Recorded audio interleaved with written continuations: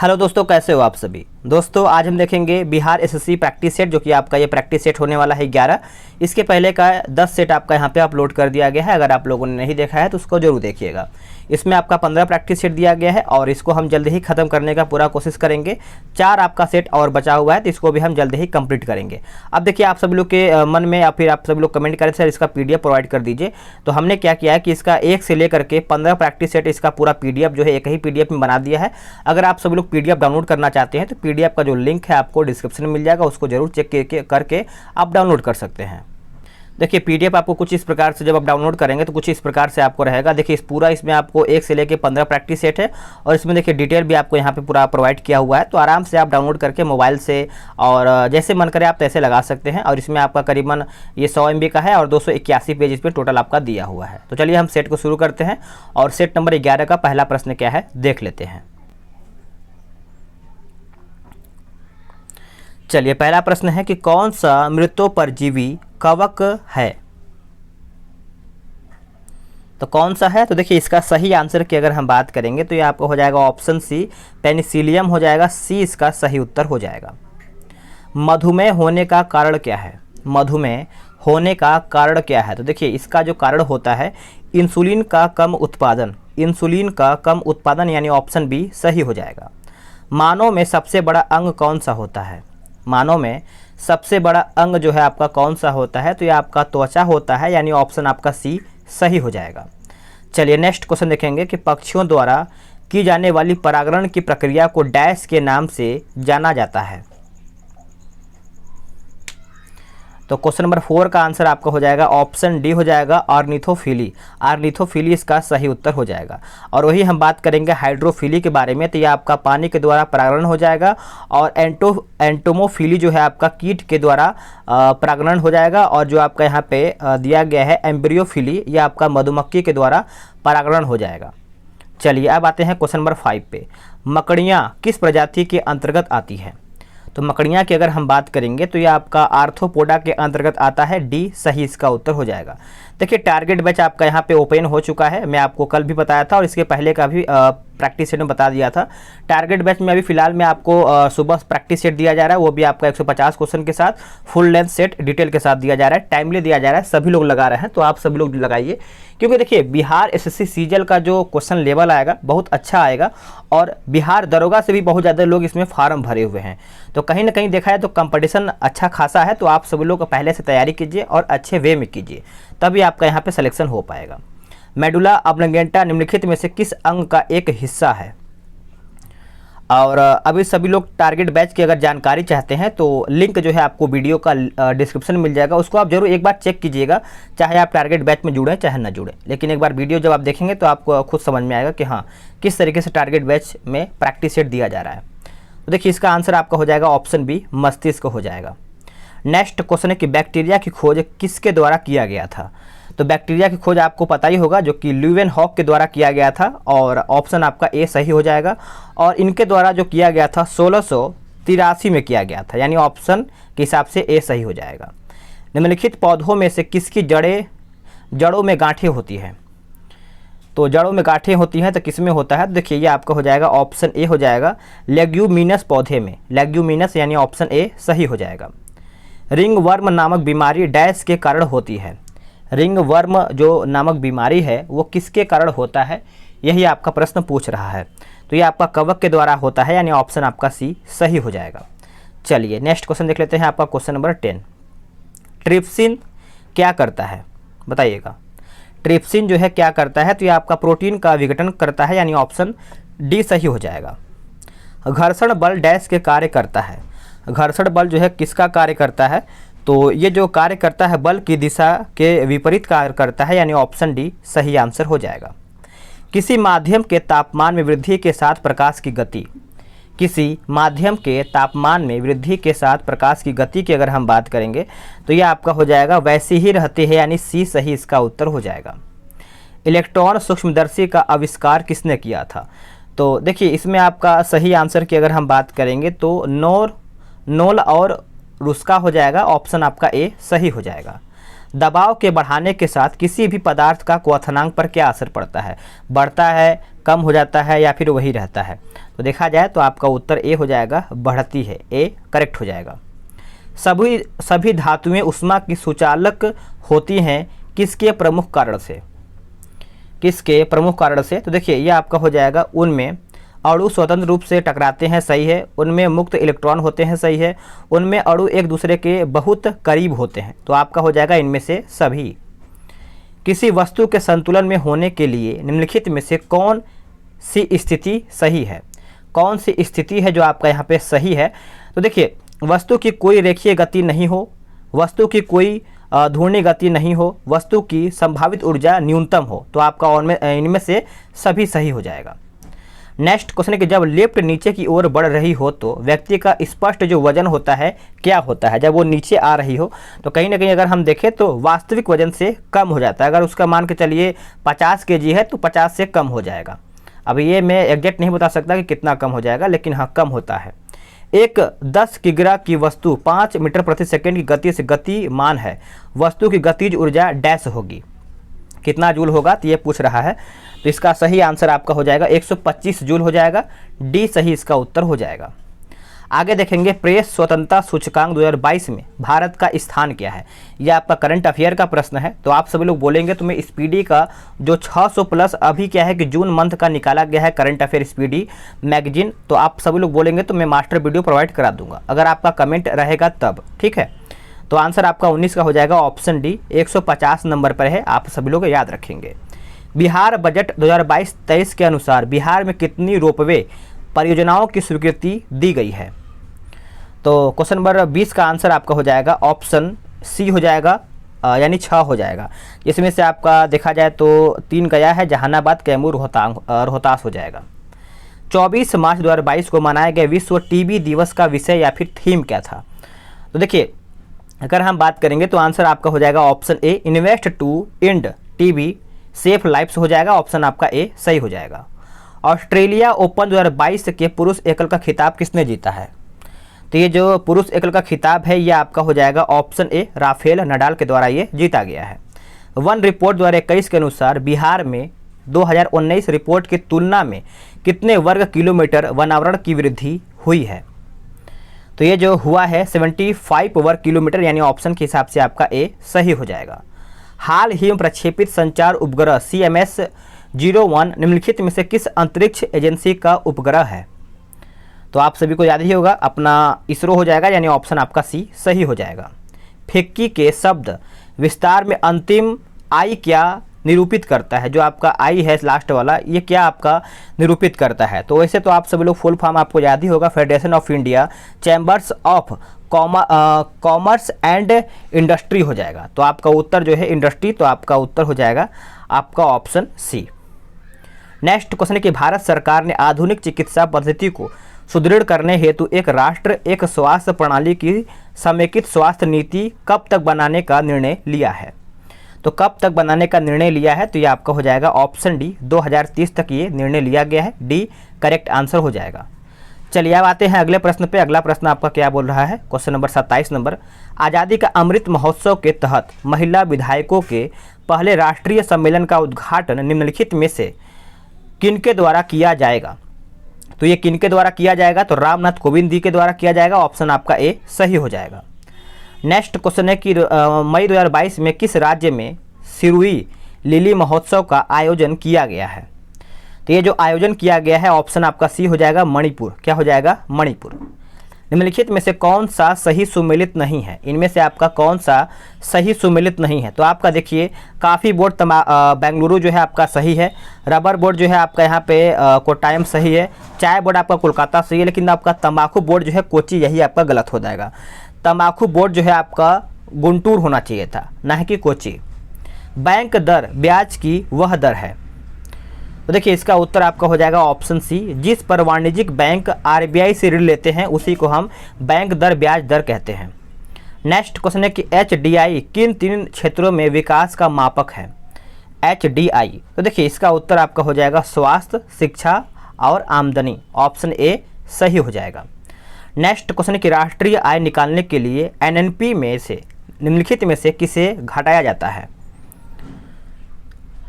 Answer हो जाएगा option ए अप्रत्यक्ष कर हो जाएगा, ए इसका सही उत्तर हो जाएगा। नेक्स्ट क्वेश्चन है, ये आपका रीजनिंग का क्वेश्चन है, तो इसको हम स्किप करेंगे और अपना जीके जीएस पे आएंगे। और अपना जीके जीएस कहाँ से स्टार्ट होता है लास्ट देख लेते हैं। तो ये आपका आई थिंक स्टार्ट होता है कहाँ से, यहाँ से स्टार्ट होता है, क्या बोलते हैं 108 नंबर से। चलिए, और पीडीएफ आप डाउनलोड कर लेंगे तो आपके पास हो जाएगा पीडीएफ, तो आप जब चाहे आराम से लगा सकते हैं सेट। सिंधु काल में सीसा का आयात कहाँ से किया जाता है? सिंधु काल की अगर हम बात करेंगे क्वेश्चन नंबर 108 का, तो देखिए सही आंसर आपका हो जाएगा ऑप्शन ए ईरान। ईरान इसका सही उत्तर हो जाएगा, आप सभी लोग याद रखेंगे। नेक्स्ट क्वेश्चन कि सैंधो सभ्यता का महान स्नानागार जो है कहाँ से प्राप्त हुआ है? सैंधो सभ्यता सभी को पता होगा। सैंधो सभ्यता की अगर हम बात करेंगे तो ये आपका हो जाएगा ऑप्शन ए मोहनजोदड़ो। देखिए सैंधो सभ्यता के महान स्नानागार के साक्ष्य मोहनजोदड़ो से प्राप्त हुए हैं। इसकी लंबाई जो है उत्तर से दक्षिण की ओर करीबन 55 मीटर और चौड़ाई पूरब से पश्चिम की दिशा की ओर हम बात करेंगे तो ये आपका 33 मीटर देखने को मिलता है। चलिए नेक्स्ट क्वेश्चन देखते हैं आपका क्वेश्चन नंबर 110। गायत्री मंत्र किस पुस्तक में मिलता है? सभी को पता है गायत्री मंत्र जो है आपका हो जाएगा 110 का, बताइए क्या होगा? Option B Rigveda. क्या हो जाएगा? ऋग्वेद सही आंसर हो जाएगा। और इसके रचनाकार आपके कौन थे? तो विश्वामित्र हैं। नेक्स्ट क्वेश्चन है, निम्नलिखित में से किसने दिल्ली को सल्तनत की राजधानी के रूप में स्थापित किया था? तो दिल्ली को, तो ये आपका हो जाएगा ऑप्शन सी इल्तुतमिश। क्या हो जाएगा? इल्तुतमिश। विजयनगर साम्राज्य की वित्तीय व्यवस्था की मुख्य विशेषता क्या थी? तो बताइए क्या था? आंसर आपका हो जाएगा ऑप्शन सी भू राजस्व हो जाएगा, यानी ऑप्शन आपका सी सही हो जाएगा। किस मुगल बादशाह के विरुद्ध जौनपुर से फतवा जारी हुआ था? तो फतवा की अगर हम बात करेंगे तो ये आपका हो जाएगा ऑप्शन क्या हो जाएगा बताइए? ये आपका देखिए मुगल वंश आपको क्लियर करके जाना है। 2 से 3 प्रश्न आपको मुगल वंश से पक्का रहने वाला है, तो आपका अकबर सही हो जाएगा। झंडा गीत के रचनाकार निम्नलिखित में से कौन है? तो आंसर आपका हो जाएगा ऑप्शन ए श्यामलाल पार्षद हो जाएगा, यानी ऑप्शन ए सही इसका उत्तर हो जाएगा। इसमें आपका देखिए एक तरफ घटना दिया गया है, दूसरी तरफ आपका यहाँ पे तिथि दिया गया है। तो रोलेक्ट एक्ट जो है आपका कब पारित हुआ था? तो 18 मार्च 1919। 18 मार्च 1919। और रोलेक्ट सत्याग्रह की अगर हम बात करेंगे तो 6 अप्रैल 1919 हो जाएगा। भारतीय राष्ट्रीय कांग्रेस का अमृत अधिवेशन जो हुआ था, अमृतसर अधिवेशन, ये आपका 2 दिसंबर 1919 हो जाएगा। और जलियांवाला बाग हत्याकांड 13 अप्रैल 1919। ठीक है, चलिए आगे देखेंगे। निम्नलिखित में से किसने भारत छोड़ो आंदोलन के दौरान जेल से फरार होकर भूमिगत गतिविधियों को संगठित किया था? तो देखिए जेल से कौन फरार हुआ था? तो आपको याद ही होगा, जो कि ऑप्शन आपका हो जाएगा जयप्रकाश नारायण, यानी ऑप्शन बी सही आंसर हो जाएगा। स्वराज पार्टी का गठन किस आंदोलन के असफलता के बाद हुआ था? तो स्वराज पार्टी की अगर हम बात करेंगे तो ये आपका हो जाएगा असहयोग आंदोलन, यानी ऑप्शन ए सही इसका उत्तर हो जाएगा। ठीक है, चलिए नेक्स्ट क्वेश्चन देख लेते हैं। नेक्स्ट क्वेश्चन आपका क्या बोल रहा है? अगला प्रश्न है 118 नंबर। निम्नलिखित में से कौन सा मिलान सही नहीं है, यानी इनमें से आपका गलत कौन सा है, ये पूछ रहा है। तो गलत हम देख लेते हैं इसमें से आपका। देखिए नागार्जुन परियोजना आपको पता है कृष्णा नदी सही है, और बगलिहार परियोजना चिनाब नदी सही है, रंजीत सागर परियोजना राबी नदी सही है, लेकिन आपका जो टिहरी बांध परियोजना जो है आपका गंगा नदी, यही आपका गलत हो जाएगा। टिहरी बांध परियोजना जो है आपका भागीरथी नदी पर बनाया गया है। नेक्स्ट क्वेश्चन, केंद्रीय सिल्क बोर्ड की स्थापना कब की गई थी? केंद्रीय बोर्ड यानी केंद्रीय सिल्क बोर्ड, तो ये आपका हो जाएगा वर्ष 1949 में किया गया था, ऑप्शन आपका बी सही हो जाएगा। बात करेंगे 1948 में किया गया था, तो कुटीर उद्योग बोर्ड की स्थापना किया गया था। और 1953 में आपका किया गया था अखिल भारतीय हस्तकला बोर्ड का स्थापना। और वही बात करेंगे 1954 में किया गया था लघु उद्योग बोर्ड की स्थापना। निम्नलिखित में से कौन सी नदी ब्रह्मपुत्र नदी की सहायक नदी नहीं है? तो नहीं की बात करेंगे तो ये आपका हो जाएगा ऑप्शन डी ब्राह्मणी हो जाएगा, डी सही इसका आंसर हो जाएगा। वही बात करेंगे कौन कौन सा सहायक नदी है, तो आपका देखा जाए तो मानस हो जाएगा, सुबनसिरी हो जाएगा, और ब्रह्मपुत्र भी आपको यहाँ पे देखने को मिलता है।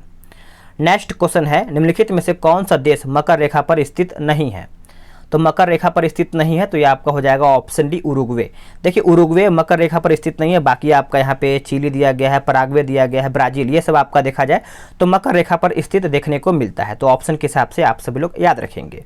भिलाई इस्पात संयंत्र की स्थापना कब किया गया था?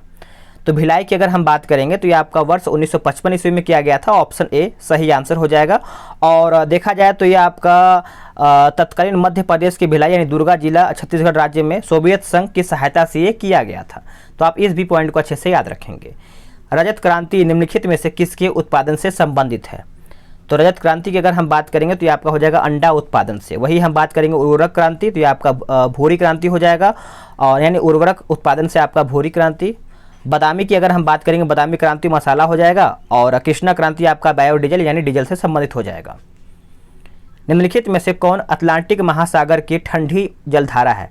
आपको लग रहा होगा मैं फास्ट बोल रहा हूँ, अगर आपको लग रहा है तो आप कमेंट करके बताइएगा, आगे वाले सेट में आराम से बोलूँगा, ठीक है। तो 124 का जो उत्तर है आपका हो जाएगा ऑप्शन डी वेनेजुएला की जलधारा। क्या हो जाएगा? वेनेजुएला की जलधारा हो जाएगा, डी सही आंसर हो जाएगा। निम्नलिखित में से किस वायुमंडल परत को संवहन मंडल भी कहा जाता है? आंसर हो जाएगा क्षोभ मंडल। क्या हो जाएगा? क्षोभ मंडल। भारत में न्यायिक पुनर्विलोकन की संकल्पना किस देश के संविधान से ली गई है? जस्टिकल रिव्यू।